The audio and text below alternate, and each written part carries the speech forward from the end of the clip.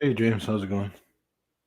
Hi, we're now enjoying a um, visitation to my room, which is part of tonight's serious seminar, we could call it. Are we living in a masturbatory simulation with Johnny and James? Mm. Then in brackets, yes, really. That's inspired by the seminal work by Twin Perfect, where he solved Twin Peaks, and great work from the Mm. Ginger Man. So Mm. uh, Sounds good. Hey Gary. I've set this all up so that it's a symbolic journey. As you can see on this IKEA shelving unit, there's Very nice. a white door there, but the door has got these marks left on it from something I stuck on it with, I imagine, semen. Um, and it's left a residue of the actual It's kind of a pic- Rorschach test. the picture. So Yeah. yeah, that was the intention. But on the other hand, I don't want that on there, so I'm going to have to cover it up What I with see is something. as a clouds is raining and there's two birds in the sky, but that's just my interpretation. I don't know about you. Well, I think you can see that anyway outside for real. Now I know. that's 8:15. But anyway, here's the TV screen. Ah, nice. Yesterday I dusted all of those shelves, Very nice. so they're nice. There's not much dust on them now, probably a bit, but not massively visible. Then that part's been cleaned as well. It's got some books, printer that Very cool. I need to connect with a lead for some reason because I can't get it connected by Wi-Fi to this Mm. ThinkPad I've got. Mm-hmm. And just so people, if they want to follow me and do what I'm doing, this is what I'm using. It's a ThinkPad. Mm-hmm. I recommend getting one of these off of, say, eBay. Um, I mean, they are made basically for business people, particularly business people located in Orange County, LA, that kind of area generally, without naming any names. And you've already mentioned him, but the name, is angering me. So What the name ThinkPad? no, I just Oh, anyway. sorry, I just had to leave for a second. Nice setup. Very cool. Yeah, I'm going to get a broom and smash it on the floor in a minute because my neighbours have got music coming out tonight, and they've filled my entire flat with the stench of their cooking, which is Oh. just unacceptable. So you'll be able to watch me do that in a second if you want. To As just you let can you see, know, nothing's being picked up on the mic. So whatever well, you're it's not a hearing, question. It's not a question of that. It's more a yeah, question of me just. you hearing it. Yeah, I get I'm it. now Yeah. become furious. Oh shoot, I can tell by your camera work. So it's become a bit. I've become a bit agitated now. So Either that or Godzilla is literally in the UK. let me just get the broom. You'll He's see. actually gonna do it. All right, it's gonna be amazing. All right, and we are watching live. James Woolley leave his door to go get a broom, which he will then use to hit the ground repeatedly, one would think, and disturb his neighbors that are disturbing him. Will they come up and some type of retribution? Who knows? Stay tuned, find out. Let's hope not. And here's the broom, the legendary broom. And it's happening. Oh, he's going loose. He let loose. I think I heard a response, but I'm not too sure.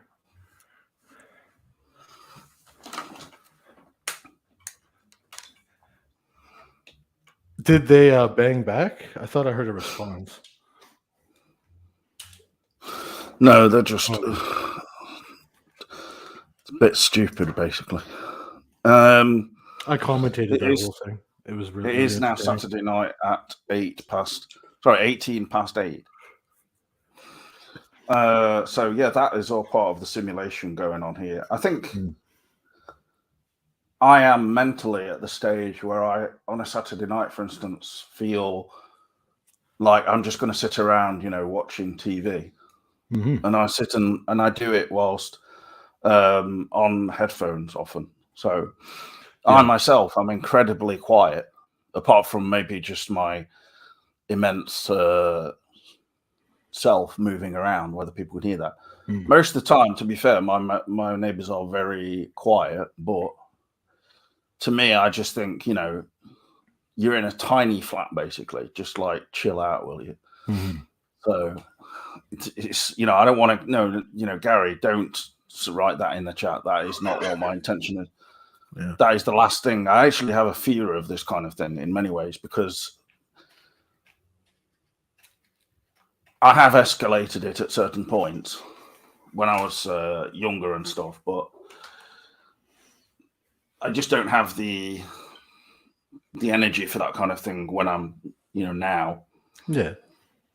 So But then again, thanks, people Gary. should be respectful, and at a certain point, at a certain time, they shouldn't be.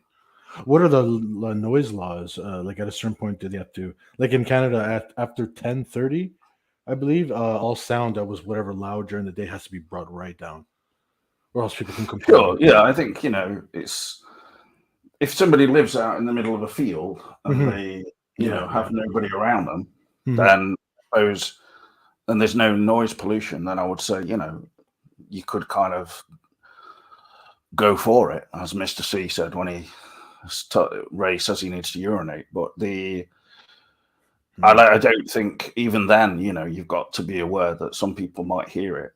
I think it's just common sense, isn't it? And some Yeah. people, yeah, it's very just predictable. Like I think particularly when you're a bit younger and stuff, you are more sort of like, okay, no one will hear really, or you're just in your little bubble, aren't you, a bit, and think, oh, okay, well, I can do that.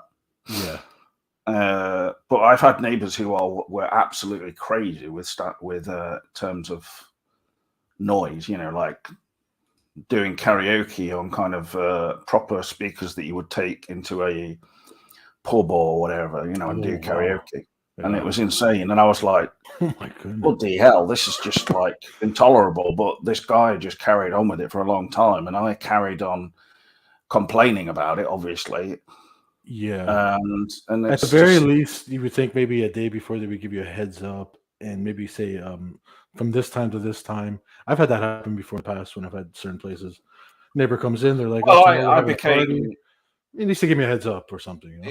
I actually bought a subwoofer Ooh. and I would put it on like in the mornings when I got up Mhm. and it would be carrying through to like the flat twice, not below me, but the one below that.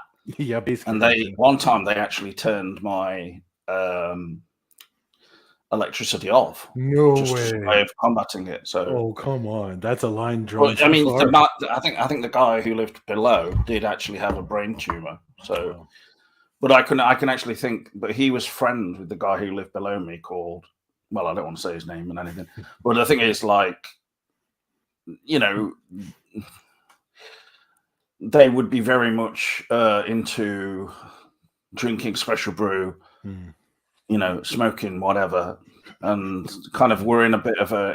But I can't understand that level of insensitivity that this No. guy would be singing karaoke, and he was like into singing, on Blueberry Hill, Really? Just bursting sort of it like out there. 50 Wow. standards, and it was like just Holy Jesus cow. Christ, give it a rest, will you? This is insane.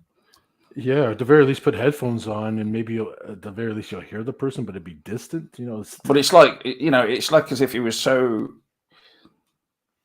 big-headed that he kind of thought that he's Oh, brilliant, basically, and that everyone's going to adore it. love it. And yeah, free concert type of thing. Yeah. Um, it just depends. It's all to do with like awareness, and people You're have right with that. different. I agree. I agree with I that. mean, this guy was literally, like crazy. So I don't have any. I know it's very like a very poor description of anybody, really. And I said it to his partner at the time, and she was like telling me to shut up and stuff. But it was my only outlet at the time. I said, I'm sorry, I didn't realize he was mentally ill and stuff, like, because he was just pissing me off so much. And then he actually interpreted that as I didn't like him. Oh, come on.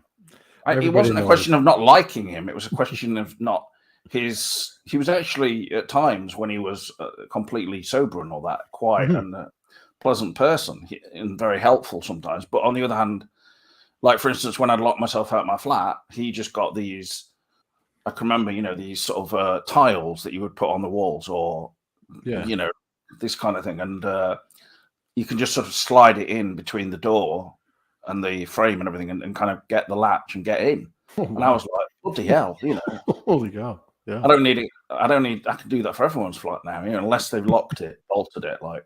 Yeah. And I mean, yeah, he was good at knowing that and doing that kind of help. But on the other hand, like, he actually used to go. He was, as far as I'm aware, he had done some employment as a house thief. So yeah, it sounds like he has the tools for it. Oh my God. And he said, I don't do that anymore, though. I'm good now. And I'm like, you find yourself getting double bolted locks. Like, I don't think, like, are you going to just start doing? I mean, after a while, he gave up with the karaoke because I was so incessant. Yeah. One night I was drinking a bit, and he left me a note the next morning saying, "Sorry for spitting at you," and I was like, "It's all right. I wasn't even aware you spat at me." Yeah.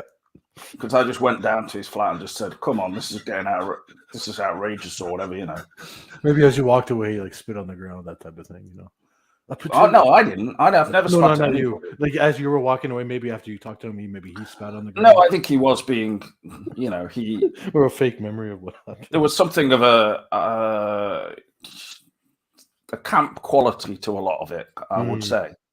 not specifically just him and Scott who went around there. He was very generally quiet, but obviously he had a brain tumor. I mean, Jesus Christ. But yeah, I don't really think like putting loud karaoke on and then it's all being, and it almost has this Lynchian quotient to it if you can remove yourself from it, which I couldn't really. But I don't think that's going to help somebody in that in his situation. It's like I'd go to the door and then I'd just be talking to this guy, and then I'd hear Scott in the background going on, just going, marshmallows. And I'd be like, what the fuck is going on? This is insane. Yeah. Like, you can't sleep that night because it's just so You're just damaging to your psyche. Yeah, for sure. Just trying to interpret it. I'm going to be thinking about this tonight. Yeah. Oh my God. Yeah, and I mean, I don't want to be. I'll give you just. I've seen this guy on Facebook. Facebook. It's a good story, but like I joined not because of any like me seeking him out. Really, it was more. Yeah, sure. Okay, you might look at people you remember from your past, even if you didn't necessarily not best buddies with them exactly. But I wanted to get on with him, but it was sort of impossible, basically. And I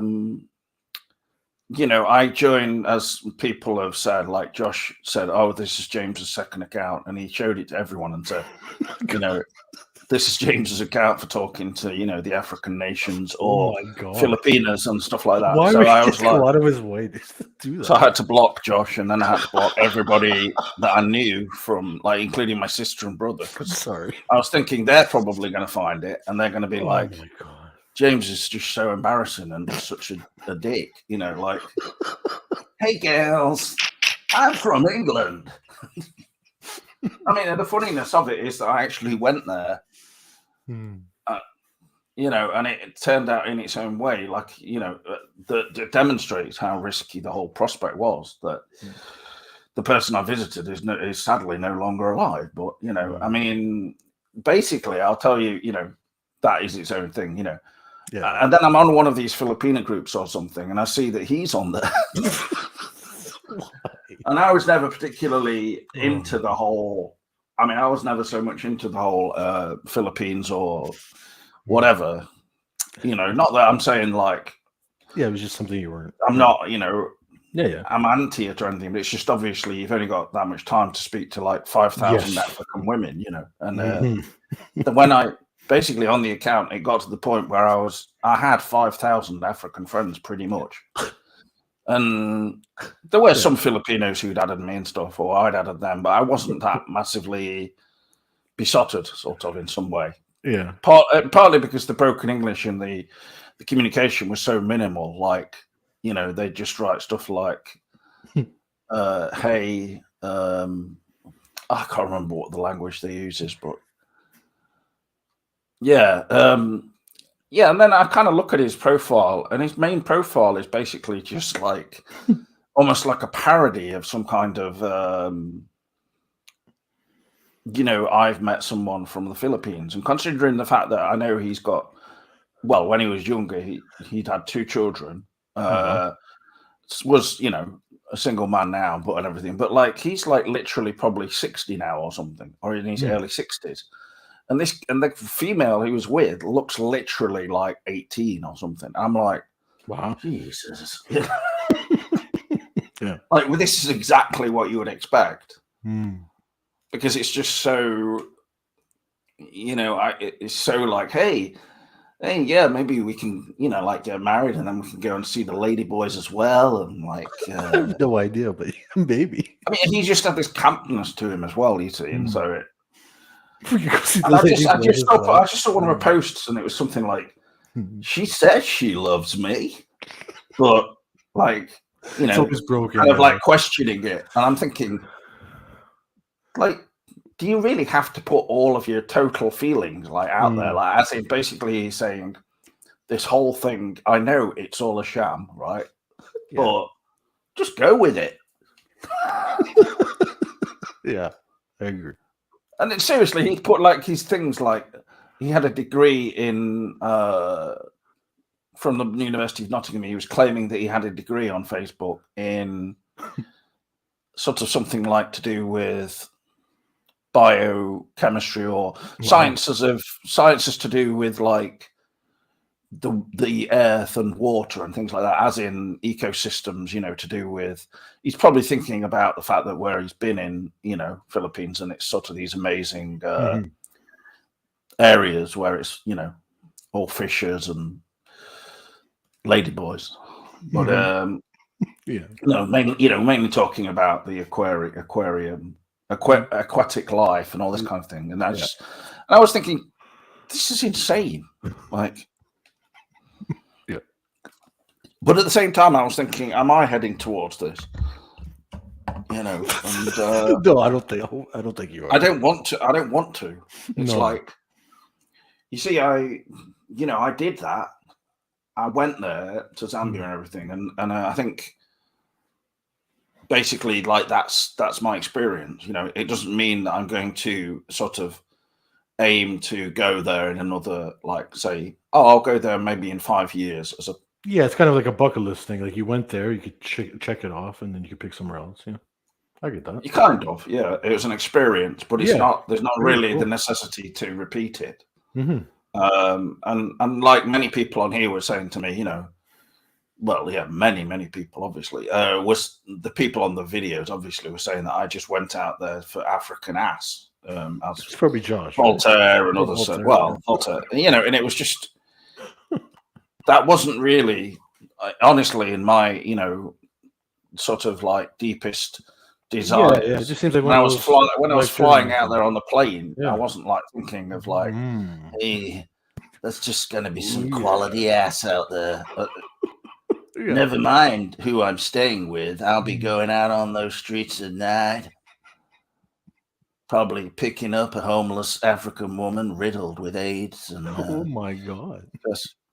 No, I mean, that's from the okay. That's from that Liam Neeson sketch on Life is Short. I've only ever seen the sketches. I've never watched the whole show. But no, it wasn't like that at all. I mean, if you went out there with that kind of aim anyway, I think it would be pretty impossible. Mhm. It's not like you go. I mean, where I went, for instance, it was a city, and it's not like a very, it's not like Tribal country or something, right? Like, I don't know. Imagine a really advanced city somewhere, and yeah, it's yeah. not like that. Hmm. It's not advanced. I mean, it's Okay. not like completely falling to bits, but it's not Yeah. developed to the max. It's just sort of a spread out area, and then some bits are modernized shopping centers and things. But then in between, it's just sort of almost looks like an old communist country or something with lots of just concrete buildings and just barren parts as well. But Wow. interesting. But Yeah, for sure. But on the other hand, I wouldn't want to be sort of stranded there. That's true too. Yeah, you just visit and get, You know. Yeah. So I was quite aware of that once I was, got there and everything. So, anyway, well, let's get off that subject now into something more important, as in, are we living in I mean, this part about masturbatory is not really, that's more a humorous aside. Like, it could be that, but are we living in a simulation with Johnny and James? I mean, Yes. is this in itself a simulation? And the question, yes, really, with 2 exclamation marks and a question mark, just for added dramatic impact. I think the reason I posited this highly academic question today, and I'm glad you've come aboard, Professor Johnny Sturt. Basically, yesterday I did that video with Marlena, right, where it was us talking about the Exorcist films as a whole. I mean, obviously Marlena has not watched them all yet, but she has watched a bit of some of them, or she's watched the first one at least. I think she may have seen a bit of the other ones. But what made me wonder this was the fact that I did a video and it's sort of about nearing 2 hours. And then as soon as basically I'm online today, Marlena messages me saying, "Do you know that the video has been taken down?" Oh.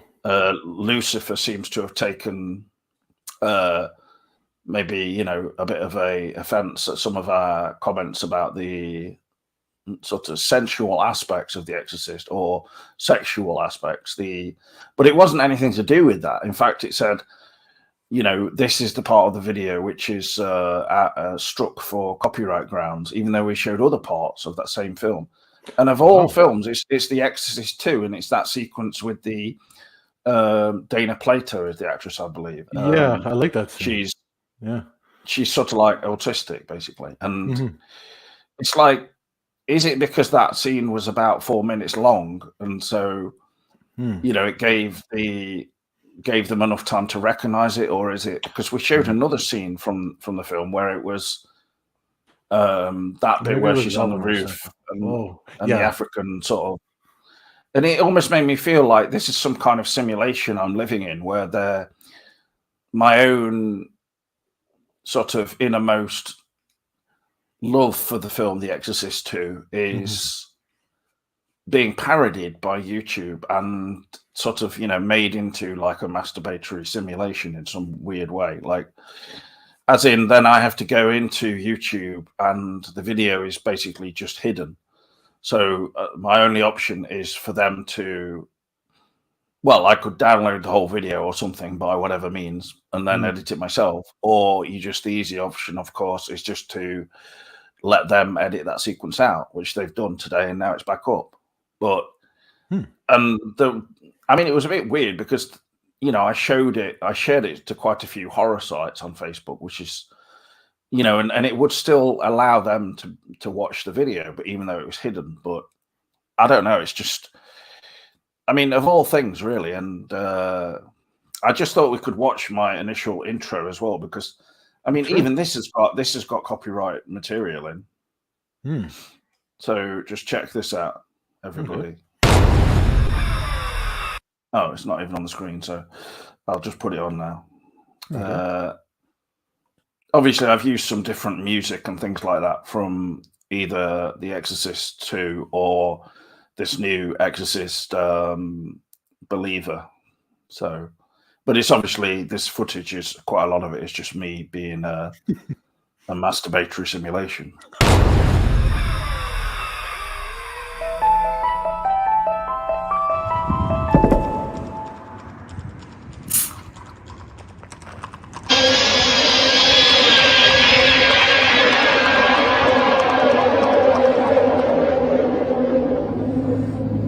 Exorcist 2. The Heretic.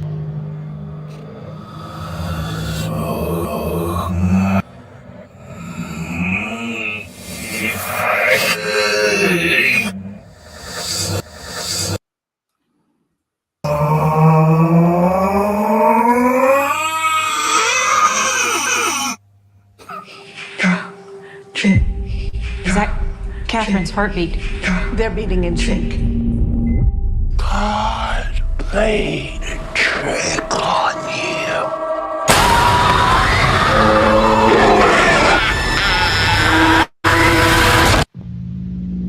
In 1974, a motion picture shocked the world. It has become one of the most acclaimed and successful films in history. The Exorcist.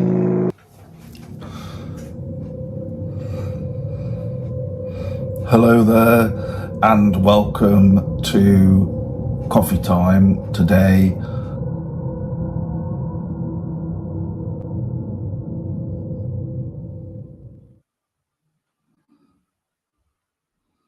Very good, very chilling. A chilling effect there, definitely. And but I think for instance, the horse, that's not in the mean streets of Derby, Gary. That's in Little Eton, where I live. So there's more rural types of, people in these areas who've got horses. Like my cleaner actually is a big horse woman, and I don't mean that she's half horse woman or something. She's just into horses. That would be like horrific with her cleaning in my flat as well. I'm looking at. And by the way, me having these organized things and stuff is not. She doesn't help me organize my books and things. I mean, she probably would if I really wanted, but it's more like a stimulation for me in the sense of I can be a bit, as my mum actually described it. She says you have a high tolerance for untidiness or mess. But yeah, about like that kind of thing. Even it used parts of the trailer from Exorcist Believer, which I'm sure people will know at the start, where there's the two girls and she says the devil played a trick on you and all that. And the bits from The Exorcist, the Heretic video are the obvious other bits which don't use any clips from the film even. Like, it was sort of being made clearly when, the film was not fully finished or they didn't want any shots of it kind of released yet. And then people would be like, what? In 1977, James L. Jones dressed as a massive locust. I expected this. But it starts off, for instance, in 1974. And it's very well known that The Exorcist is from 1973. Like, what on earth is going off? Can't the studio even get it right? I mean, probably the film is officially stamped sort of 1973, but I don't know in terms of the success and everything. And maybe it was a very successful film throughout 74 onwards. And so, like, films back then had a much longer shelf life in the cinemas, didn't they? So, yes, everything did. Yeah. Oh yeah, about noise again. I mean, yeah, Gary, yeah, like I used to be pretty imperfect when I first moved in here because I was under some kind of illusion that the walls were like really solid. Everyone always thinks that, yeah, until you start hearing the neighbors and you're like, oh my God. No, but actually with me making that noise there, I don't think they can pinpoint whether it's coming from my flat or my neighbor who banged on my wall, but more, he did just come round and speak to me because he said, I'm working nights and stuff, and the walls are not what you're thinking, obviously. I mean, they're not. Because I had, I still do, but I don't use them. I've got these sizable Wharfdale speakers, and so nice. Yeah, I mean, but the thing is, I've discovered with this Fox L speaker that I've got here, this one, you can have good sound from something Yep. that's still Oh, yeah. small. I got one of those mini portable type things too. Well, this one, I mean, I've got the best.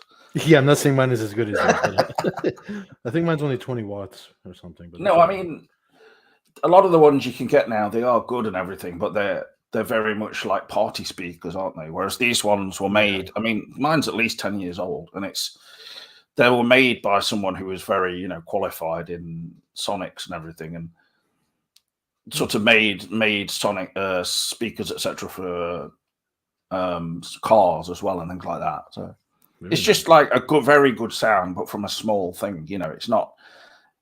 But it's not kind of got like a massive booming bass or anything like that, of course. No, but it does the job. If you're in a medium-sized room, it'll do its job. You can hook it up to the TV through the either through. I mean, this TV didn't come with a Bluetooth connection. It just have. I think it does, but it's got Bluetooth and all that. But I don't know if it would connect to that actually, because it's like I say, it's 10, 11 torque. So. It's not like quite clear whether the technology works with everything. It works with some things and then just refuses to work with others. But I don't. The TV doesn't have a headphone output, so I have this like amplifier, this Fosse it's called, that I recommend to anybody watching. I'm sure people will be buying them, right away, going straight on Amazon. But it's basically a speaker that. An amp that you connect to the digital output for sound. The, what do you call it? The. Are you talking about the optical output? Coax, optical. Yeah. Sorry, and so, and it basically translates that, or it changes. Yeah, that I got one of those too. Yeah, I know exactly what you're talking about. Yeah, analog. Great. Yeah. So then you can, and it makes the sound a lot better. I mean, in terms of listening through the headphones, but I agree. If you connect it with a basically 3.5 millimeter to 3.5 millimeter, into this speaker, you can still watch, listen to TV on it, and it sounds actually quite good considering it's not big. Yeah. The film soundtrack sounds okay. It's not like obviously the same as being in the cinema watching. No, like this week I went to see but I went to see a film this week called probably one of the greatest films of all time, called The Equalizer 3, and. Nice. I mean, even though you're in a big cinema and it was the biggest screen in the Showcase cinemas in Derby, it's like screen 7 is the biggest one. And they used to call it the IMAX screen. I don't know why they don't call it that now, but they call it something else, like just plus or something. I mean, it is obviously plus size, but it's basically what they call IMAX for multiplexes, but not true IMAX. And obviously it looks good, and visually it looks big, and you get really good landscape shots in that film. And then obviously the sound is decent, but that doesn't make the film good automatically, because that is a film where compared to say Equalizer, the first one it's just not as good. The first one, I was watching it again last night, and it's like. I mean, I obviously have highly kind of fascinating, viewing habits, but the first one is just so much better, really. It's got a lot more different sort of settings and just build up to everything, really. Whereas in the Equalizer 3, it's basically just established from the very beginning, and it begins with a scene of just brutal kind of violence, which gets to the point where he's shooting someone through a hole in their head into someone else's head through the eye. I mean, it's just ridiculous, and it's just a lot of that sounds kind of anime gratuitous. It is very gratuitous. It is. You know what I mean? It's very much like they're competing now with the John Wick film, perhaps. Yes, but I don't think like this film is just. It's got beautiful settings and all this in Italy, but on the other hand, it just feels like everything is filmed in the same way, like not kind without much sort of. Yeah. It's like you can't really see anything too much in terms of the visuals because it's too darkly sort of filtered or lit or whatever, and so it's just these snaking small streets going through a kind of cliffside, beautiful place that would be interesting to visit, but I don't think the film does it much justice. But then again, it's not supposed to be focused on beautiful visuals. But I think Sure. if you go back to the first film, it shows. I think it's supposed to be in Boston, and it shows you the road where he lives, and shows you like this diner, and then it's basically like, what would this guy be doing other than just having a cup of tea, which he doesn't pay for because he brings his own tea bag? He just seems to go there essentially to find things to go and kill a load of random mobsters, basically, or like foreign kind of mafia types. It's mafia in the third film, actually. In the first film, it's basically foreign of no. I'm not sure they're distinguished as being any particular country. Possibly pimps. Russia or something. Okay. Probably Russian, yeah. Like doing. Chloe Grace Moretz is, for some unknown reason, working for them, even though she appears completely American in appearance. But then she speaks in American to not Samuel L. Jackson's, Denzel Washington's character, but then she will also speak in their language, which doesn't make any apparent sense. I think she starts off as one of the least believable prostitutes depicted in film but then that character pretty much disappears, I think, probably until the end, and it just goes into all this other thing of convoluted sort of different bosses, basically, and there's one boss who's just a complete obvious crazed sort of robotic villain. Really, is it kind of like a video game setup where like there's a pre-boss and then he sees the real boss, like at the end? Yeah, basically that's I'm talking about the first Equalizer now, even, but the Equalizer 3 is pretty much the same in many ways. It's basically the same film again, but with diminishing returns, really. Yeah. And, and there's always like the character, the female character, who sort of gravitates towards his character, and I suppose one of the few good aspects of this film of the third one is Dakota Fanning is basically an FBI agent, Ooh, nice. and so they have a few scenes together, but it's pretty, it's just there in the film, nothing much developed, and of course they were together in the again another film of great cinematic value and one of the finest films of all time, Man on Fire. But she was quite small in that one, like maybe about 10 or something, and then obviously she's grown up in this one. But they're not. The thing is that some people probably be confused, thinking, is this supposed to be a sequel to Man on Fire then? Where that little girl, it would be confusing, yeah. The little girl became an FBI agent, and then she's meeting that guy that she calls something. Universe. Yeah. She calls him something Bear, and it's got this like really sentimental aspect to the film, but then really brutal violence just interspersed with it. It's kind of unsettling. And sounds like it's got tonal issues.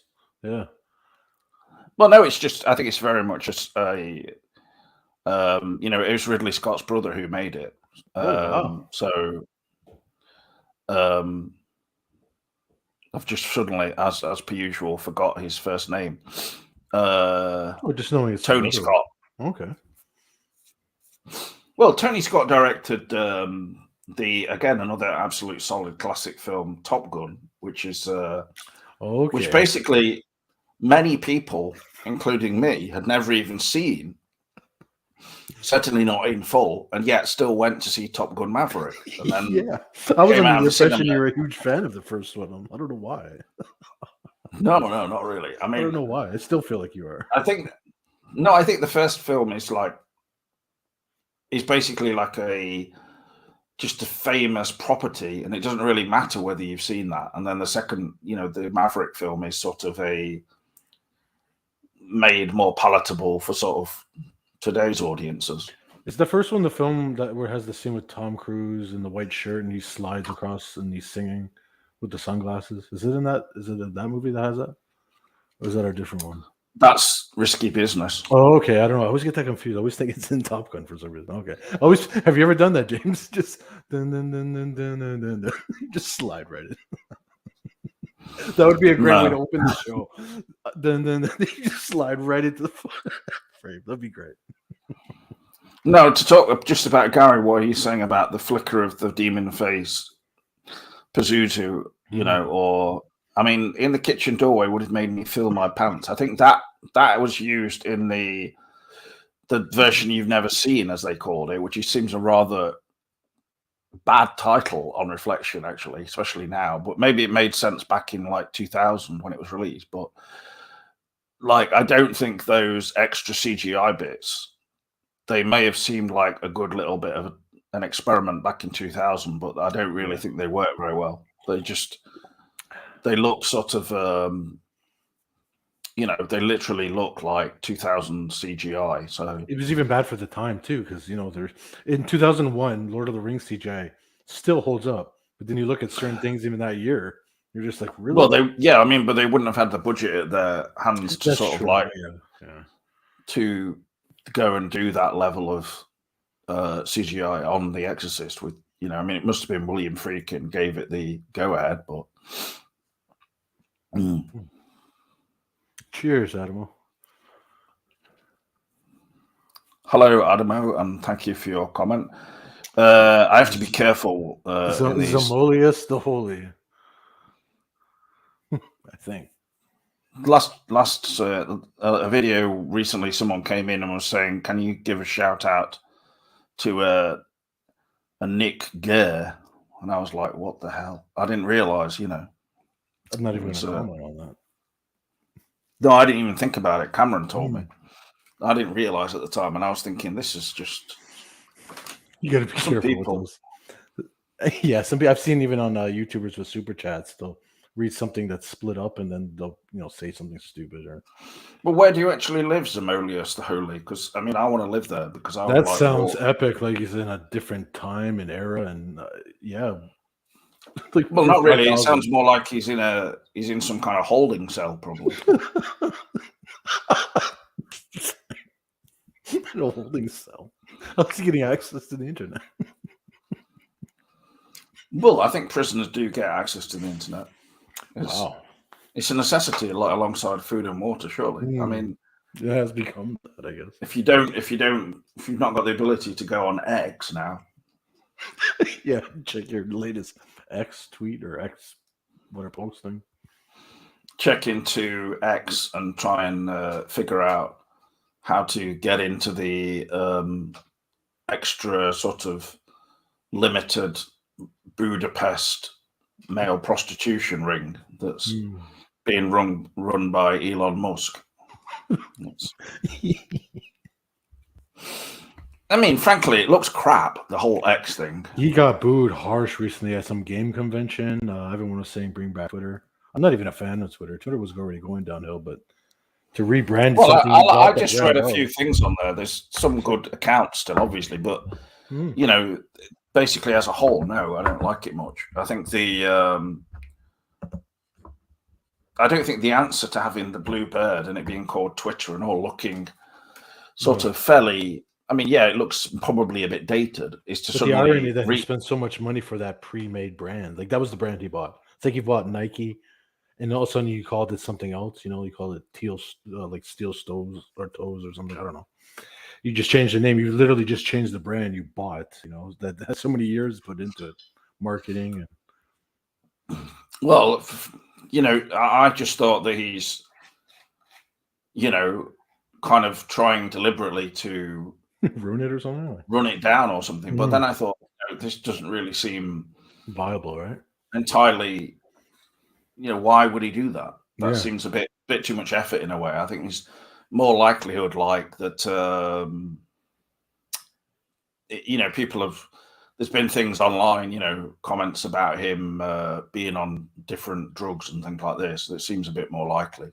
You never know. That's giving him kind of different ideas and whereabouts. Well, yeah, making him, you know, have sort of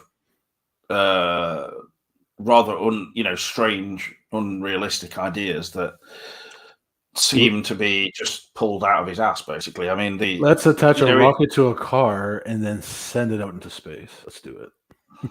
No, but I think that, like, with his he actually did that. His last child has got the X in it, so as a name, you know. Oh, the one that's like Aeon XEU something with all those. Yeah, I think I know what you're talking about. I mean, he's just not living.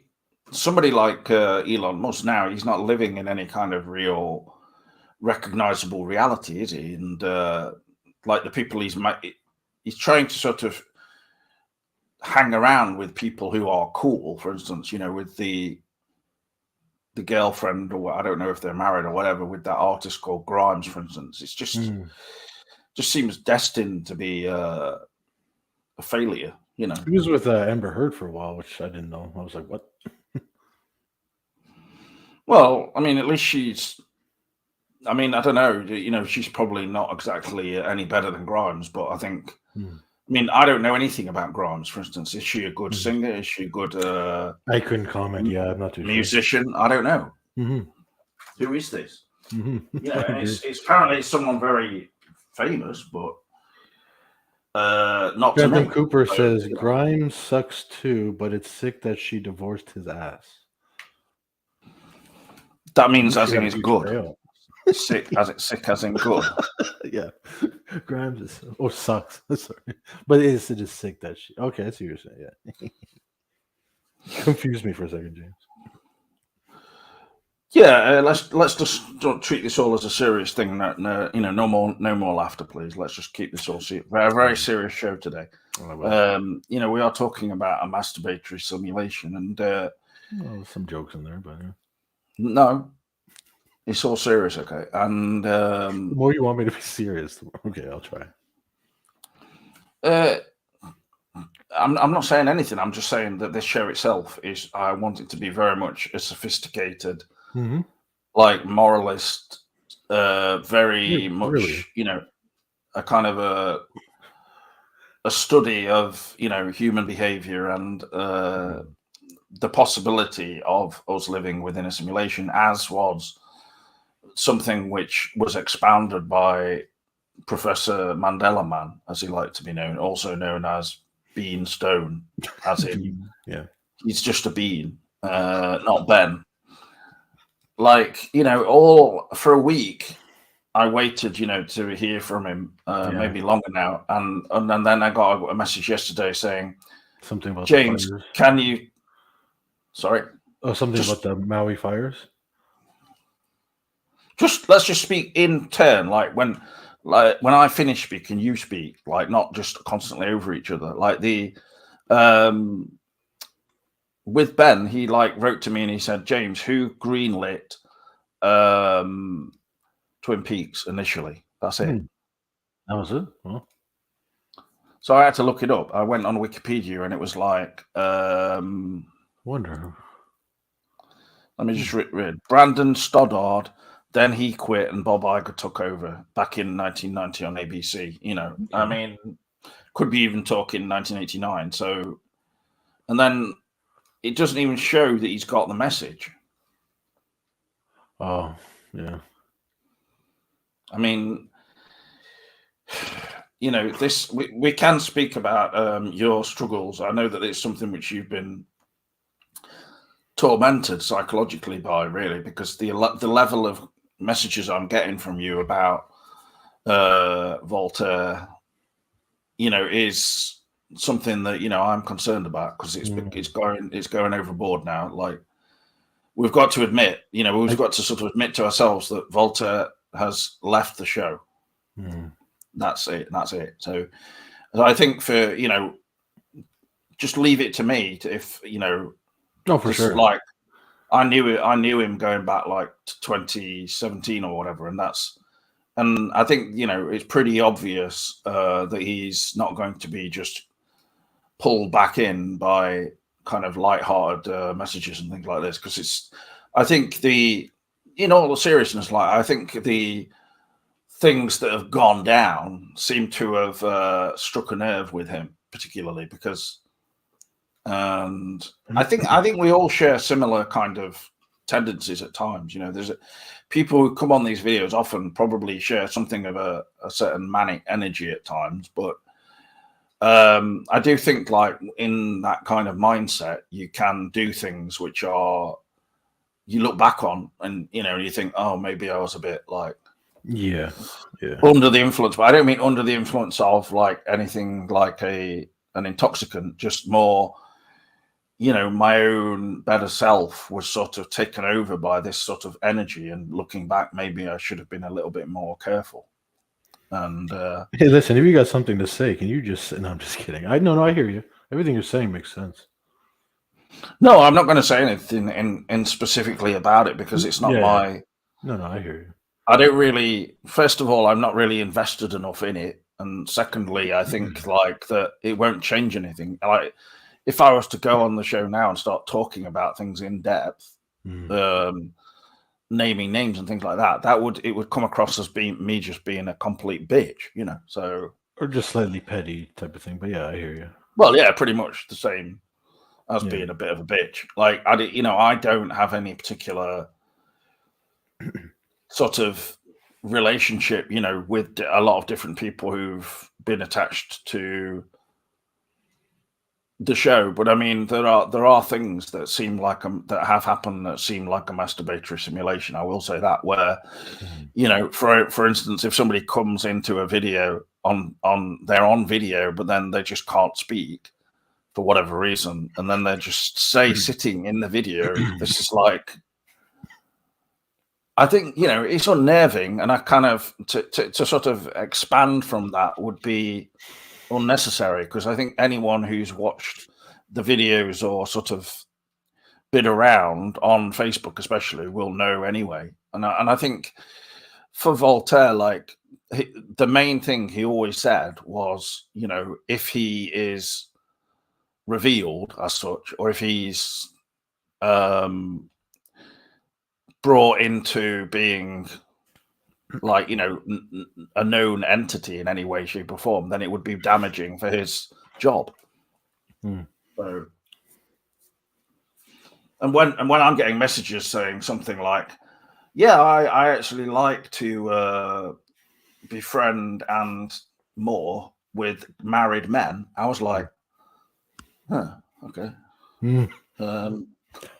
Why specifically those?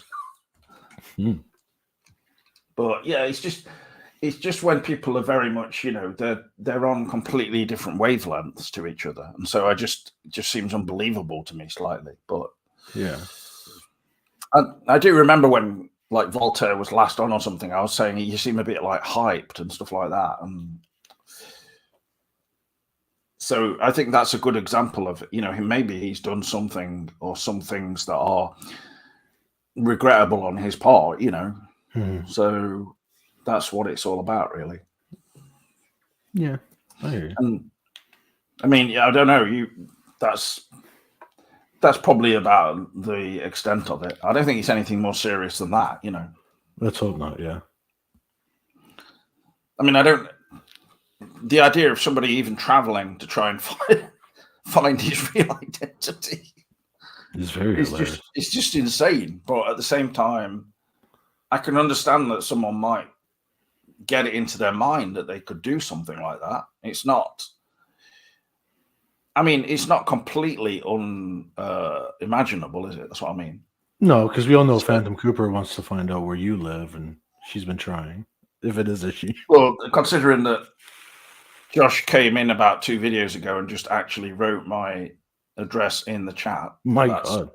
My full address. That's not my God. It's not really something that many people have. But the thing is, people might put their address out there from selling stuff on eBay. So, yeah.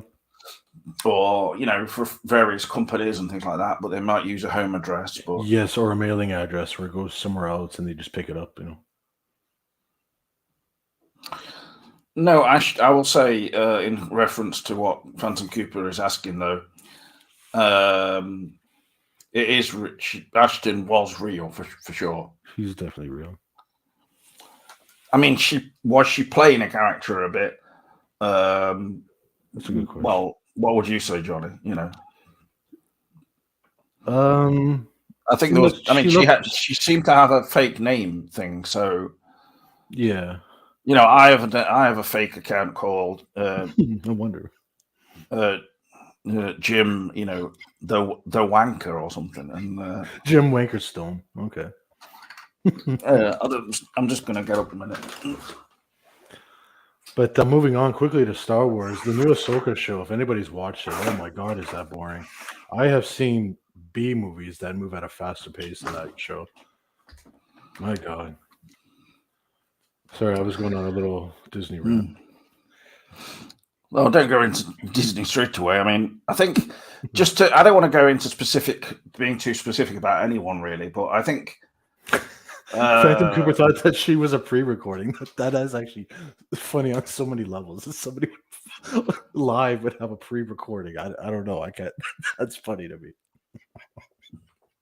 Yeah, well, it it on a could have loop been. or something. There's nothing. I don't have any proof that it wasn't. Oh my God. But I mean, she could have been. I think really she just nodded and things occasionally, but it was just. I mean, you can't. That's not. The whole thing was just insane. Really, it was just too much. It's kind of a whirlwind, and then we have the aftermath now. Is all we can really say, right? For me, it was just destabilizing because I just didn't really know what to make of it all. Yeah, it's a good word. I agree with that. I was just sort of like thinking that I was thinking she's never going to come on any videos or anything. So really, after a while, I eventually just got peeved with her really, and because of the fact that she was sort of making all of these pages and things, and it didn't. I thought that basically, obviously, with coffee time and everything, it's a very specific thing. Yeah. We've got like 10 people nearly watching now, and I mean, maybe more people will watch. Sometimes they do, even on the Facebook's video, but it's not really something where you can come along and then just start promoting loads of other pages that you've just set up. Yeah, you know what? In all fairness, she had what a lot of new Twin Peaks fans have, or newish, kind of that really excited energy you want to post. It's the pictures you've always seen already. You want to do that, but because I myself did it a few years back, so I kind of understood when she was doing that. But yeah, I hear you. It kind of got to the point where it was slightly obnoxious. I don't know about that. I honestly think that. No, it seems to be. Well, every time even myself, new. I mean, that's like saying that because, like, anytime anyone who's maybe around the age of 20 suddenly gets into Twin Peaks, like, if every one of those set up as many pages and things she did, then the Facebook would basically be overrun with shitty Twin Peaks pages. Yeah, posting just memes and gifs and whatever. It's just. And there are a lot of ones. I mean, there's one called the Twin Peaks Official Fan Club, declaring itself official, even though it's not. Yes, I think I've seen that channel. Yeah, there's so many different ones, but I think it would be more. I would find it more usual for somebody to sort of like concentrate on one specific area, like if they wanted to maybe join another group, rather than just leaping head first into it and saying, I'm going to create my own group. And then I'm also going to use it to promote my own writing. I mean, there was definitely a sort of an intense like ego level to it, of like, you need to check out my things, what do you think of it? And then, like, basically, I was like, okay, I've read your first script. Essentially,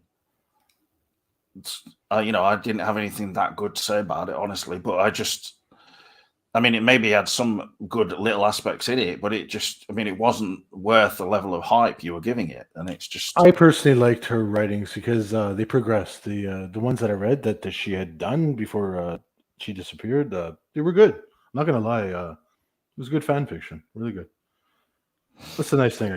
That's where I beg to differ. I mean, I don't think there was anything particularly. It depends. Outstanding or at all about, and she was just bringing in things that were just totally out of, this kind of element of just shoehorning something in, a character who we've never heard about before, who was apparently like a previous love interest of Cooper's. I mean, that's just. Frankly, it's like an immediate no-no. Why do that? It doesn't make any sense. You can't just sort of basically change the entire show and change it into something else. And then again, it was her personal. So it's like if you wrote yours and then I read yours and then your world you created. I get it with fan fiction. You kind of take. yeah, well, you're being very, very, very highly tolerant of somebody who was clearly, like, I mean, let's be honest, there's a lot of mental illness going on, isn't there, in the Twin Peaks community? And I think I probably attract it as well. And just little things bothered me. I mean, I thought there were little bits that were good, like one bit about a brooch on the belt or something, and it had a little LED in it or something. And I like that kind of thing. But I think, she'd had one part where it was Cooper came back from the scene where he was doused in, he was covered in water from the Leyland death scene, etc. And he just lay on his bed, completely wet. It was just like, I mean, it just sounded so fan fiction, kind of like, Kyle MacLachlan all wet. But that's totally against Cooper's whole character. He wouldn't just go and lie on the bed making the whole bed wet. It's anybody, surely anybody can recognize that about him. He's not like, he's fastidious. It's just bad writing. Sorry. And if somebody's 20, they're old enough to be criticized and be able to, deal with it like an adult. So everyone has their own opinion. No, I know you had a certain, quite a few of you, in fact, had something of a strange, online crush with Ashton, etc. But I can't say I did. Really? Well, I don't know. Well, regardless of what she may have told you, I think I would have pushed her kind of, off the edge of a cliff if I could have done, in terms of come on. What? No, but in terms of questioning things that she was saying, etc. And hey, let's all post pics of ourselves outside in the rain with our chests out or something. It was I was like, come on then, Ashton, where's your picture? And it's just yeah, that's a good question. You're gonna ask us to do. So but I mean, I think surely it's only understandable that I might feel a bit angry about the whole thing. Yeah, I know. No, I get it. Yeah, and I understood that the way it was going after probably about 2 weeks or so of what it was like. Of all the flirtatious banter and everything, it was just it was obviously, it was just one big kind of ego fest. And I think we've all got egos. We all like being, I've got a private group called Check Out James's Daily Photos, where it's people say, yeah, you're looking hot. It's just me just sitting around, chilling, eating lunch, having a hot dog. With lunch with all mustard all over my face. Yeah. And I get Japanese people saying, "Ah!" So, are they your biggest fans? Yeah, they are. Some of them. Some of them. Okay, cool. Most fan fiction is just an excuse to write horny shit, says Fan Cooper. I'm not going to actually disagree with that, because I've read a lot of fan fiction, and all of a sudden it will break out into these various sex scenes, just intense, just whoa, where'd this come from? Never once did I see this in Twin Peaks. There's a lot of that stuff in terms of people writing about Cooper and Truman. Yeah. Oh, yeah. So I always thought they were the best of friends. It's the most purest of friendships. Not that I'm anti if that's how it was written, but it wasn't. I always just saw them as just almost right off the bat, they had a good chemistry. No, I think that was why Sheriff Truman wasn't, in terms of Harry, he wasn't in The Return, because Kyle MacLachlan actually gave it the green light, and Lynch did, to have some gay homosexual scenes between Harry and Dale Cooper. Okay, the part of the Black Lodge ceremony, But Michael Onkeen said sort of, no, I don't want to do that. It's just, it's not really my thing, if you know what I mean. And Kyle was like, "This is the stuff that will get us Grammys, mate. Okay, if we get gay, because it's what everyone's doing now. Look in any good drama nowadays, all these series on there, everybody's being gay just randomly. Even in, you know, the Equalizer, in the Equalizer 3, there's just a random scene where Denzel Washington wanks off 7 mafia members. Hey, everybody, stop. No, but he actually masturbates them to death. Oh my god. Sorry. He dresses up as an attractive black woman with a wig and everything. You know, in those films, he's like bald. Mm-hmm. That's because it's best for wearing a wig. Hmm. And he actually sticks it on with like this kind of wig glue and everything. I've got some of that. I'm not even joking around here. I believe you. I believe you. There is actually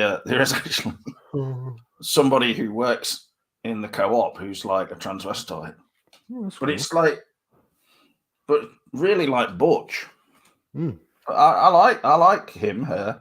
Mm-hmm. But get him her number. Do you know what his name is? Morgana. No. I looked it on the badge and I was like, Morgana. It's beautiful. Mm-hmm.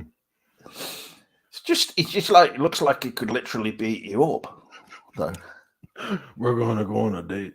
Scottish. Yeah. Anyway, if Morgana watches this, I apologize, but I think that's highly unlikely, and I really hope not. So, buried in the midst of this video, 1 minute 6. Hey, did you mention me again on that? Yeah, who said that? I don't think I said that. It was James. With your shitty Twin Peaks videos or whatever they are. For one thing, I'm not a transvestite. I'm a full woman. Okay.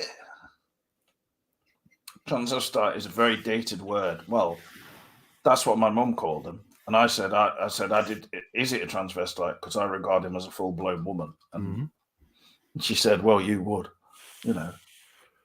Nothing wrong with it. You be whoever you want to be. No, I completely agree. I think it's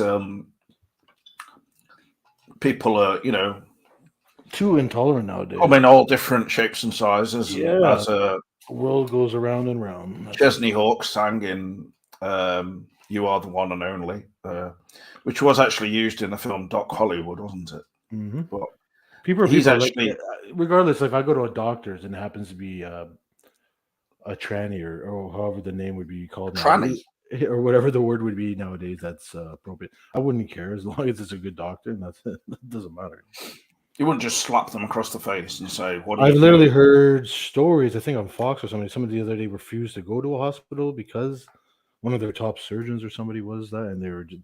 I was just like, "Come on, just." Well, people can become sort of intolerant. There's probably more to the story than just that. Maybe, yeah. I imagine. Yeah. Because of the like how serious everything is with regards to. Yeah. Going to see a top consultant or whatever, and then it's been changed into some other thing of, I don't like this person because of this one thing, when there's probably more to it. But yeah, people can be very judgmental, definitely, especially in high pressure situations. But sorry, Phantom. Yeah, I had no idea. Like, I don't know what the proper name would be. What would it be nowadays? I have no idea. Eddie Izzard. I honestly didn't mean that. No, don't worry about it. I think that like all these words, you see, what other show would welcome these words? But I'm not saying it. I'm more out of ignorance. I'm just because I'm actually. No, I'm not saying I welcome them in a sense of. Yeah, I'm just clarifying for myself. Like, I want people to be use as many offensive words as possible. Like. I mean, the thing with Voltaire, he used to say... he used to drop some words. Gay, homosexual, for instance. I don't think it's necessary to to say gay and homosexual, because obviously they are the same. You could say either one or the other, not gay and homosexual. So that's like saying a black colored person or something. It's just maybe have to be a segment that we just take out. It's just too much. I was not expecting that. Since I've made so many wrong mistakes so far, and I make apologies too. Well, it's just this kind of thing of we're being policed on what language we can use. It's not really a question of being policed. It's more just people, for instance, I would like to say the proper thing. That's what I You know, if other white people told you, I want to be called a person of whiteness, then you would say that, or a person, you know, like person of color is highlighting the fact that they're a person before you say that they're just colored, for instance. So it's understandable why someone would say, call me person of color if you're going to say anything. Whereas, I mean, in this country, I don't know whether anyone would say person of color. They just say black or whatever. But, well, nothing, basically. I mean, we're getting to the stage now where what does it matter, really? You know, exactly. Yeah, you shouldn't have to highlight a person's identity in that sense, you know, always. I agree. Yeah. Unless it's like for a, you know, somebody's mugged you, and then obviously, you know, or something. It was a person of Philippine nature, who a Philippine ladyboy who grabbed me by the cock and then took me round the corner in a to like which way? it was in like a underground car park, and I was scared, you know, but also interested. Next thing I knew, my wallet was gone, but I was relieved sexually. Did you blank out for a few seconds? Well, no, I actually blacked out for at least 10 minutes. Oh my god! No, I just remember, you know, waking up with the greatest feeling of pleasure, dazed but orgasmed, shall we say? Maybe you just had a really good sleep. Yeah. Well, no, considering that you know, my legs were covered in you know, semen. Oh, I knew you were going with and that. there was a small chihuahua licking it on my. Did not know you were going with that. Well, I stole that from the end of the film Happiness. Oh my god, that's a film that's got Laura Flynn Boyle in it. If you've never seen it, you really want to watch. Okay. I highly recommend it. It's Philip Seymour Hoffman, etc. And a great film that is, although quite disturbing in some ways, for sure. Have you actually been watching any, you know, quality TV other than Ash Cocker? No, just a lot of B movies. Ash Cocker brings to mind again who we were talking about earlier. So that's, I don't know why Gary had to write that. He could have put just, you know, some kind of other description of it without writing the title, because it's making me think of Ashton again. So wait, just to help you out, it's Ahsoka, so it's not Ash. Oh, yeah, that's the proper Japanese thing. But I'm not watching Ash Cocker. What? Yeah, no, I gotta sample that and make it a song. Ash Cocker. But hearing it's a lot of sitting and talking about women stuff. I mean, surely it can't be that, Gary. That's a bit. It's a very, very slow show. Oh my goodness, everything is drawn out. Sounds like Voltaire's probably loving it then. Is it also in black and white? No. That would be good. Yeah, I would have loved to have a discussion. Yeah, I mean, you know, I think he'll eventually return, but it's just a question of time. It's better to just give him time rather than just keep writing. I agree with you. Voltaire, what are you doing now, you bastard? But, get your ass over here. Well, that's what I write towards him, but other people might write other things, you know. But I like to go with the slur first, you know, just to keep it as unpleasant as possible. In a typical English way, you know, where we often talk about people who are, you know, people we love, etc. We call them, you know, a motherfucker or something like that. It's Phantom Cooper says, do they talk about Ezra or what? George Ezra, the singer. I don't even know what he's talking about now. Ezra Miller? Oh, you mean in relation to what though? That new show? What's that got? Not too sure. Why would they talk about him in that? Because it's a Disney Star Wars show, isn't it? I've gone completely off. Oh, I see. In Ahsoka, yeah, she's one of the characters keeps mentioning but we haven't seen. Sorry. Is it a different character, or it's not that actor, or is it, or what? It's another character from Rebels, but there's a character that keeps talking about Ezra constantly. But not that actor. No, it's not that actor. It's literally a character. Okay, I don't know what. Ezra from Rebels, Gary is talking about. I mean, obviously, I've not watched these shows, so I did watch quite a lot of the film Solo, and I know I'm a bit late as usual, of course, but then again, I thought I don't know, it's not exactly the best film ever. It's not bad, but it's visually it's quite good, but it's also too dark for my liking.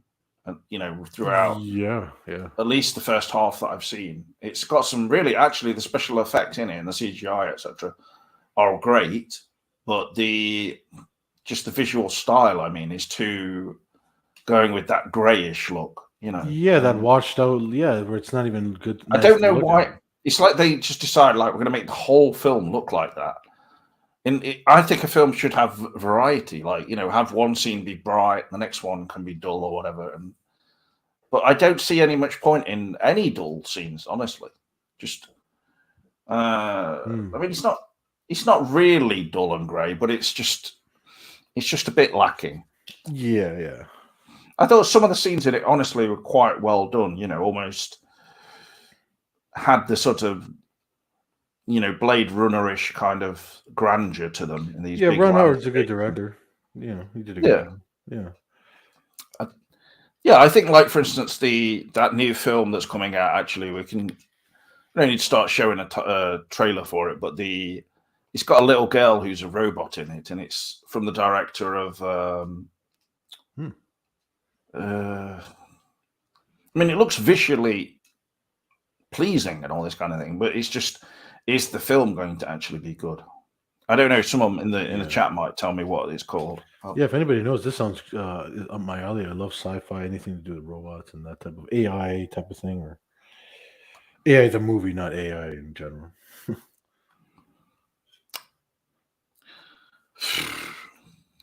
Yeah, this is like going beyond the joke now, especially considering what I've called this video. Is it called simulation something? I don't know if, like, this is even. I'll actually show you this so you can.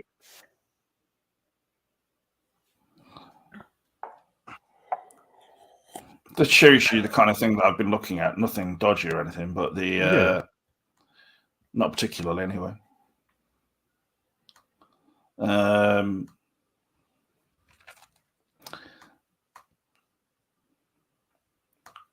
Just been looking at stuff to do with filming different things and filming with different cameras or with a phone.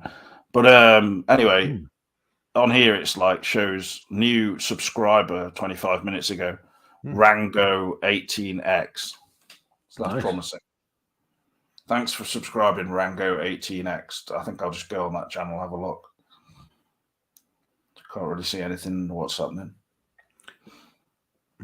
Just say you joined in 2017. Yeah, but it does sound like basically a porn channel, doesn't it?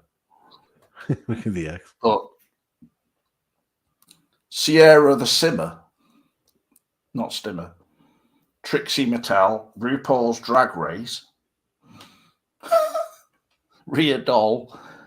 Yeah, so thank you for the subscription, I will say, Rango 18X, if you're still watching, and actually full name Rango 18 times X, or multiplied by X.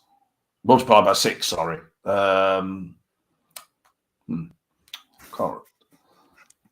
Sorry, I'm going insane now. Yeah, I'm trying to follow your train of thought, but it's throwing me off. I don't think there is any train of thought. It's just happening. Yeah. It's just a torrent of bullshit and complete crap coming out of my mouth. Mister, I want to have a serious podcast. This guy. It's gone wrong, though. It's got way wrong. But I want to thank everybody in the chat for staying with us. It's been fun. Young girl robot. Megan, not Megan, you twat. Oh, yeah. There's another Megan. Have you seen Megan? Yes. The full version. That one's the one to watch. Oh, good. Oh, I've not seen the full version. I only saw it at the cinema, and then it came out for streaming here, and that's not the full version. Motherfucker. Sorry for my language, but Yeah, well, they want you to buy it, don't they? They want you to buy the full extended version for like Yeah. $9.99 here or something, or a ridiculous price. I think it's a lot higher. It's either 19 or 29. It's one of those prices. It's actually, Well, I'm not even sure if the extended version is available for streaming. It's only you got on physical? Blu-ray or. If you, Wow. I mean, you may have found it through. All I can say is, the Serbian underground, Serbian underground. or through, Ezra Miller's connections with Elon Musk, where they siphon off all films and just film them with a 90s camcorder in the back of the cinema, and then put them free online. So I'm surprised he hasn't created some type of movie production company. Elon Musk.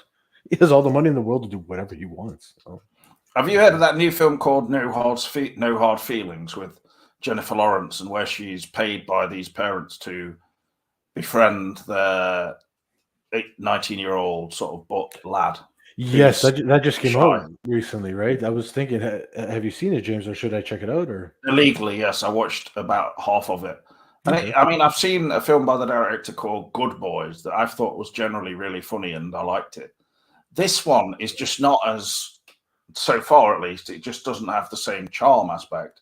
But it does have a scene, if you're into this kind of thing, of Jennifer Lawrence. I don't think anyone's that into it, to be honest, but they go skinny dipping somebody and this young boy, and there's nothing sexual going on yet, nothing untoward, but because he's very shy, she's just really trying to make him come out of his kind of shell. And these twats on the beach nick their clothes, so she gets angry in a rage and kind of runs towards them and starts a fight with them naked. And one of them kicks her in the vag. Oh, come on. What? Holy cow. It's all fairly well shown. So, No. But I think she thought, well, all my photos have been leaked out there. I might as well just do this. So what, Yeah. But I don't know. It's this kind of humor it can work, but with the young boys in the other one, where it's like the whole story is basically them trying to get to buy a new drone, and get all these kind of adventures they get up to that are somewhat cool. Not as good as the film actually Booksmart. That's the one I highly recommend. I don't know. I'd have to watch the entirety of this No Hard Feelings. So, and the quality of it actually was not great. I was watching it in 720p or something like that. Alita Battle Angel is awesome. No, I've seen that. I like that movie. I think there's rumors there's a sequel coming out. James Cameron is going to do it, possibly, or co-producing. What are you talking about? Sorry. Oh, sorry. A Phantom in the chat. That was just the latest comment. I don't let Phantom take over the entire chat. It's what can happen, because I have found that Phantom Cooper, as an 18-year-old girl, is using that as a way of getting away with untold horrors. Oh, really? No time out for Phantom, huh? Unlike others, we won't mention the name of. Cough, cough, me. Oh my god. No, it's not a question. That was like. How? There you good sir. I only did it so that I could just sort of move on. I wasn't trying to be. No, I know. Cause like an online kind of. I was enjoying the show too. It was really good. I liked it. So I'm not just saying that too. Well, thanks. Yeah. Thank you, and I appreciate the chat. Because it was kind of funny. Say, do you know what happened, James? People, all the messages are completely typed. They're not like how's it going, mate? Spell M8. I don't do that. But it was funny. Yesterday, you were just bringing up the books, which I didn't know about the books. So I'm going to check them out. And as you were talking to me, I wanted to answer back, but that was on timeout. I'm like, come on, James, come on. You're literally talking to me. It wasn't anything. Don't take it personally in the chat. Yeah, please. no worries. Just, yeah. I mean, come on. Look at the right here, man. It's not like you're banned from the chat like Davrin is. I mean. Yeah, I never brought up the name. That's only because, I don't want to chat, don't want to block anybody. I just think that when it gets to the point where they're sort of like they seem to have a massive grudge against Cameron. Basically, it just becomes. I see what that. Yes, when it becomes very distracting to me. Yes, no, that's absolutely. And it's like overly negative because. No, yeah, I agree. He's just edging towards me all the time, so that I eventually say something negative about Cameron because he knows that I'm just like a loose limp. I'm just like an unanchored ship, just I'm loose-lipped and I'll say something stupid at some point. And, it's like Cameron saying, okay, he's going to make a sequel to Queen of Hearts. So Davin will come in. Oh, James, what do you think about this then? Are you really, looking forward to it? It will be the official sequel that even Lynch and Frost will enjoy. It's like, and with that, even Frost and Lynch will enjoy. I love that as the quote. Well, that kind of thing. It'll be the same old thing, like of baiting me to get me to say something stupid about Cameron or about Queen of Hearts when that's all been done. Like that was the basis for the flipping the show was like this feud with Cameron for about 2 years, and then I don't want to go back down that path again. No, nobody wants to do because there's no fun in it anymore. When really there's nothing happening in the Twin Peaks world, and apart from say if there is a 4K release or something, and we don't know anything about what David Lynch is up to, but I would view it as all fairly promising, especially with Christabel going offline and him going offline. But actually, Mark Frost did sort of respond to something Cameron posted recently. I can't exactly remember, but he also responded to somebody asking Mark Frost about that Twin Perfect video, like Twin Peaks Solved or whatever it's called. Oh. And this person wrote something like, oh, he'd never say what he really thinks about it because if he liked it, Lynch would never forgive him. And Mark Frost actually responded to that saying, yeah, like I base all my, just a really like kind of, facetious. I like, just missed a hip. Like he just put something like, yeah, like I base all of my my self-esteem on what other people think of me. But he didn't respond. He said, I'm sure it's really astounding and great or something about the Twin Perfect thing, as in slightly tongue-in-cheek. But I can't really see Mark Frost wanting to watch a 4-hour video sort of just explaining Twin Peaks when he himself wrote a large portion of it. Like it means something personal to them. It's not. Yeah. It's not about. It's fantastic if other people want to make their own, theories and things, but just don't suggest that it's some kind of, solution or something because that's ridiculous.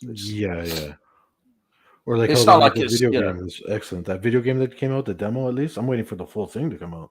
That should be really cool. Actually, that one was good, especially with the little bits added in, like where Cooper says it was a hard day's night and things. And then it has shots of actors and things which were not in Twin Peaks. Like I think one of them's Faye Dunaway.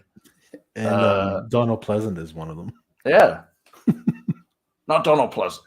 I swear Donald Pleasant is one of them. He's one of the nurses. Oh yeah, sorry, it is Donald Pleasant. Yeah, I was thinking of Donald.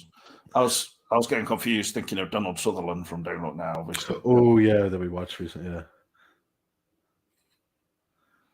That's funny. That is good, Dan Peake. I appreciate that. Yeah. The whole. I mean, I forget about that scene now, but this is the sort of thing that me and Cameron always used to talk about in terms of the Cooper's sort of fascination with sudden fascination. How it got put into the second season, and you're thinking in a way, well, okay, yeah. I mean, obviously he was focusing on the Laura case, but why does his attention just suddenly shift to Wyndham Earl, etc. this fast? And it's like, well, obviously it's TV show. That's how it works, But yeah, I do like that quote though. Twin Perfect's mind is brilliant, like a diamond. You don't know, James. You just don't know. Wait, Cameron said that? That's hilarious. Well, that's actually in the show, isn't it? Where Cooper himself says it, and it has this shot of like him saying that, and then it cuts to this sort of shot of the hills and then a bird. It looks very, very similar to a shot they used in the initial scene where Bobby was at Dr. Jacoby's, and he starts sort of crying because. Oh yes, Laura. And there's a shot of a bird perched on some kind of branch and then flying, a blackbird or something. Yeah, and it's a bit similar to that scene, but a further away bird. It's the kind of thing that I'm talking about that in The Return there's none of, really. You don't get any shots of birds in flight. Obviously, you only get one in Vegas where it's really high and you can't really see anything. Like, he's like, that guy's so spooky, the driver to Dougie. So where you would expect it to be, there's nothing, and then suddenly there's an owl. Apparently, he claims it's an owl in Vegas, and I'm just thinking, how many owls do you get in Vegas? Yeah, true. Something that was Not cool many. That's true. Something that was cool that Mark Frost reposted of Cameron's was of the box set, the Criterion box set. That's pretty cool. The 4K box set. Is it going to be in all 4K? Yeah, and Firewalk. Somebody was arguing a bit with Cameron on the Facebook page, saying why he's saying that there's going to be a 4K of box set with Firewalk with Me as well, or whatever. I don't know, but is that not being specified, or? I'm not sure it will be with that, but I don't even know anything about this 4K box set because it's just getting to the point like where they released a 4K of the pilot and then part 8 of The Return season 3, and then the rest of it is in Blu-ray, and it's just making you think, well, why didn't they release it in 4K then? Because you would presumably imagine that it would have been doable. How much effort does it take to make everything 4K? Does it mean that season 1 and 2 are going to be in 4K? That's the assumption. It should be 1, 2, 3, all 4K remastered, and then if it does come from Firewalk with Me, even that too. The assumption. And I think it's like $199. It's probably easily doable, especially with the fact that the pilot was obviously shot on film, but then when they made the show itself, season 1 and 2, they filmed it again on film. So to make it 4K film is excellent. Yeah, it looks good on Blu-ray, and then it's just a question of making it. They'll obviously try and make it look decent, on 4K. I hope the conversion, they don't go too much, because a lot of these conversions of 4K there's two ways to break it down. There's like the 1-to-1 where you see the grain, and then there's ones where they go so heavily into the DNR, the digital noise reduction, that you lose all that grain, but everything becomes almost like a light blurred out, kind of washed out a bit. They did it with the Terminator release. They did it with the 4K release of that. And I know what you mean. But I think with, like, for instance, The Return, that would have all been shot.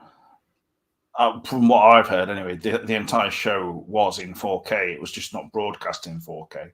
Because you remember in 2017, it wasn't so. Not many shows were in 4K at that point. I don't know if true. Yeah, Netflix. I can't remember the options, but yeah. So obviously, it means that if it's in 4K, it's got to be there's going to be a lot more data and things like that. But I don't know the technical specifications of how it all works. But yeah, I mean, Showtime, I don't know if it was showing many 4K shows at that time. So, but it still looked good. I think The Return will look good throughout in 4K because it's filmed digitally anyway. So, if you watch it on Paramount, actually, it looks probably the best I've seen it on there. Okay. And it's like, especially in some of the scenes where if you watch the scene with Wally Brando or the scenes in the sheriff's station, etc., it looks like they've sort of tried to recreate a similar look to, say, Firewalk with Me. This sort of glowing of the woods and the sort of just the different colors, especially that Wally Brando scene where they're in the outside, but the way it's shot and everything, you can't see anything really behind where Wally Brando is. It just looks like a car park. You can't see right. And it's all wet as well. It makes you think like that they damped it down before they started filming. Like so many films they do that. Yeah, probably could have rained, I imagine. But Isabella Mars brings up a great point with 4K as the marketing, and I do agree. If it's done with HDR properly, you do get that extra depth and color and brightness. But for me, HDR is always hit and miss with movies and games. It's like either they do it right, or it actually standard actually looks better sometimes. It's like Well, I always thought that HDR is 4K. Basically, it's not a hand in hand. It should be. I'm actually going to look at. I'm wondering if this Twin Peaks is 4K / HDR because it is two different things sometimes. When the war started, probably better to watch it on. Thought we could have a look at this trailer for The Creator. Okay. If I keep pausing it, though, it'll be better. Yeah, pre-buffer. Hope you enjoy this Rango 18X. Yeah. All right.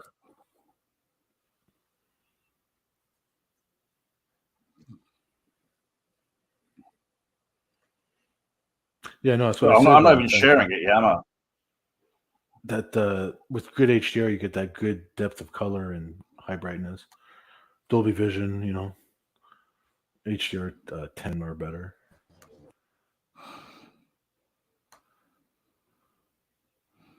You can see from the very first shot that like somebody's there in the studio.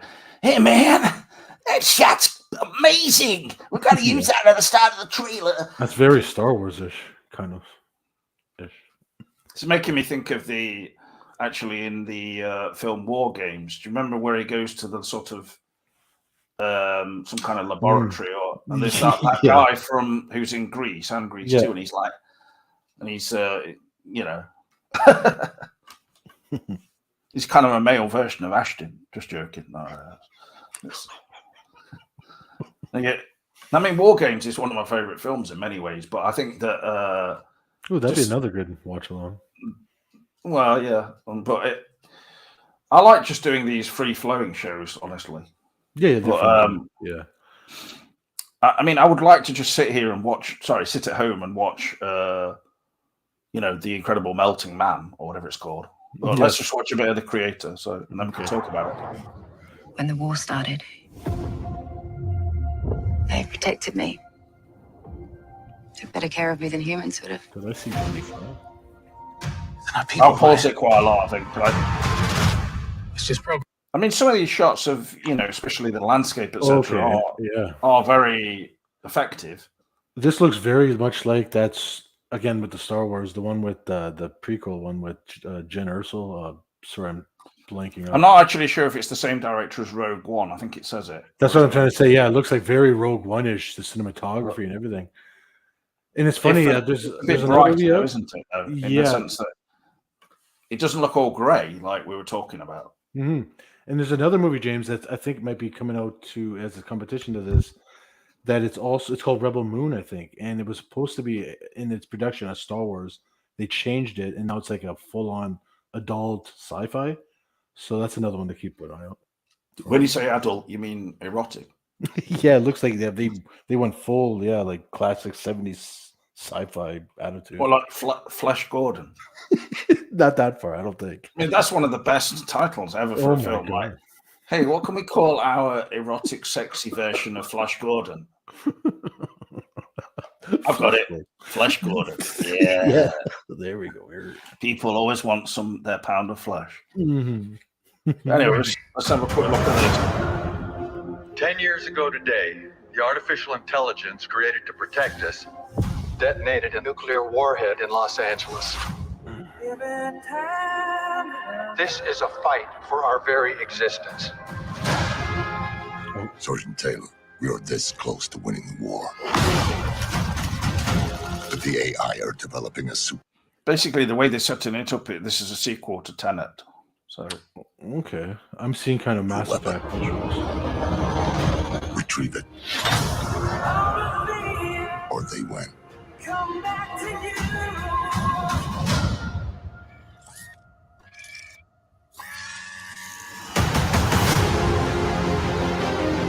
Did you locate the weapon? Yeah, it's just a kid. Are you going to heaven? No. You gotta be a good person to go to heaven. So, we're the same. We can't go to heaven because you're not good. and I'm not a person. Do you have any idea what the thing is? She looks like a little girl now, but she's growing. Okay. Whoever has that kid wins the war. Ghost in the Shell, but Whose side do you want, huh?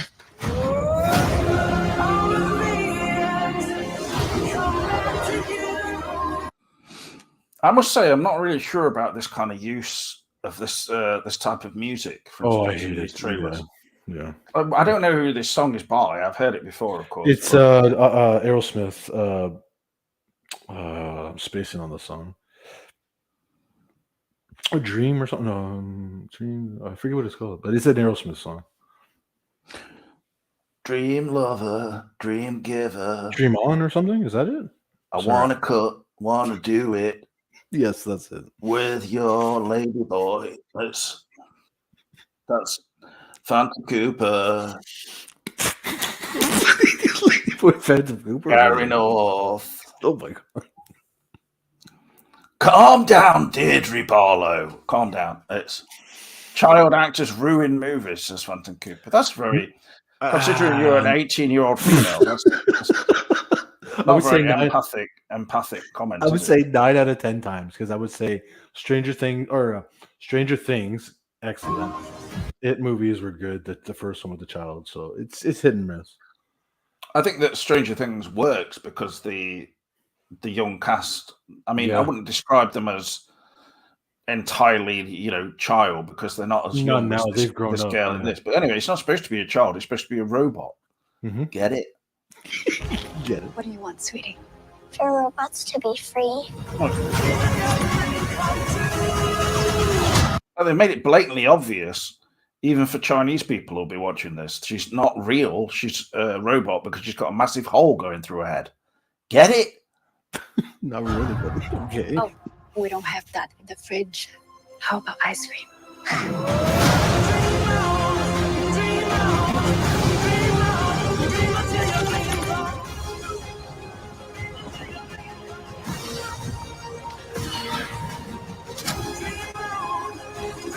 No, but I mean, that shot there, come on. Yeah, where is it? That was pure Blade Runner. Yeah. That was a good. Can't find it. Oh, yeah. Oh, I don't know where it is.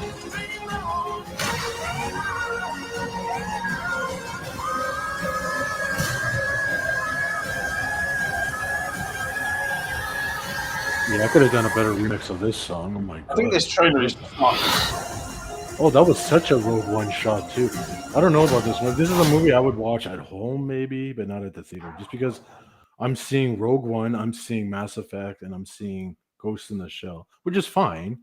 But the way it's been presented doesn't look like the narrative. I'm not that invested. But again, it's a trailer, so didn't really hit it, dude, for me. Have you heard of a film called Wonder Well? It's got Carrie Fisher in it, despite the fact that she's now in the next world.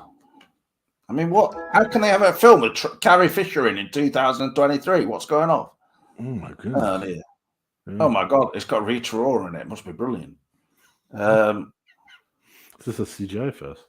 I don't think I'll start watching this entire trailer. I mean, maybe they've just used like some kind of. My goodness. It's actually pretty off-putting to see actors that are passed away that are now still making films. That's what? Talk about your simulation. My God. Is she actually in it? Yeah, Yes, that's her there. It must have been filmed like quite a while back, but it's only just been released. That would make sense. I imagine the fact that Rita Ora was in it was one of the... I mean, Rita Ora is just this kind of well-known pop star, but on the other hand, people don't really know exactly what she's well-known for. Although now, of course, she's, Taika, whatever his name is. Oh, okay. Her, I don't know if they're married yet or what, but... Taika Waititi? Yeah. This obviously must have been filmed like a long time ago. It would have to have been, yeah. Shelved for a while. I think it's nothing to do with Carrie Fisher being in it that has probably stalled it. It's probably the fact that Rita Ora is in the main role.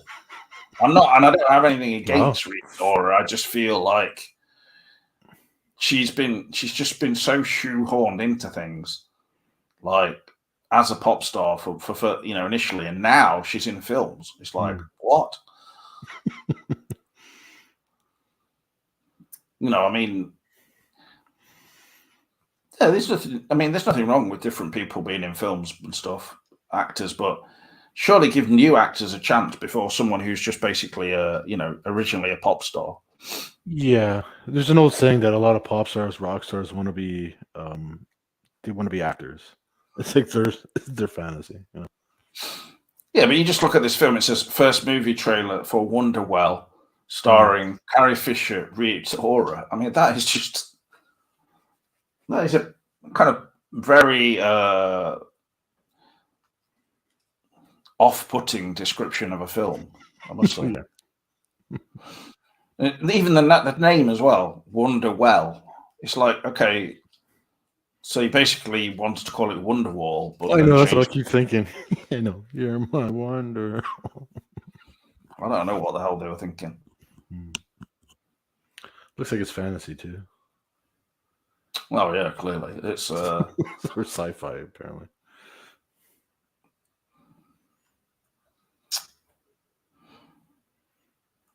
Is there things you wanted to mention, in terms of anything you've been watching? I saw a movie recently called Pod People, an Italian horror. There was moments where it was very Twin Peaks-ish in a way that you're constantly in the forest and that constantly had like smoke in the trees and stuff. It had a cool vibe to it, but it's hilarious. It's known as being one of those so bad it's good movies.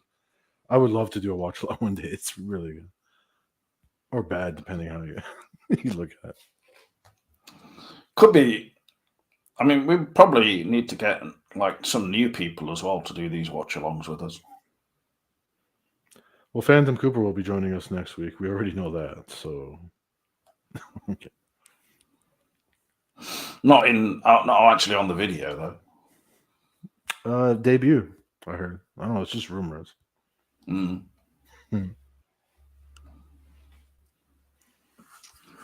Well, it is 10 o'clock here now, so I think I'll just leave the video at that for tonight, Johnny, and thank you for coming up, obviously. No problem. Great time tonight. Thank you, everybody in the chat as well, and hopefully we'll see you soon. But in the meantime, see you in the trees. Take care, be good, and enjoy yourselves. All the best for now. Everyone. Bye-bye for now. Bye.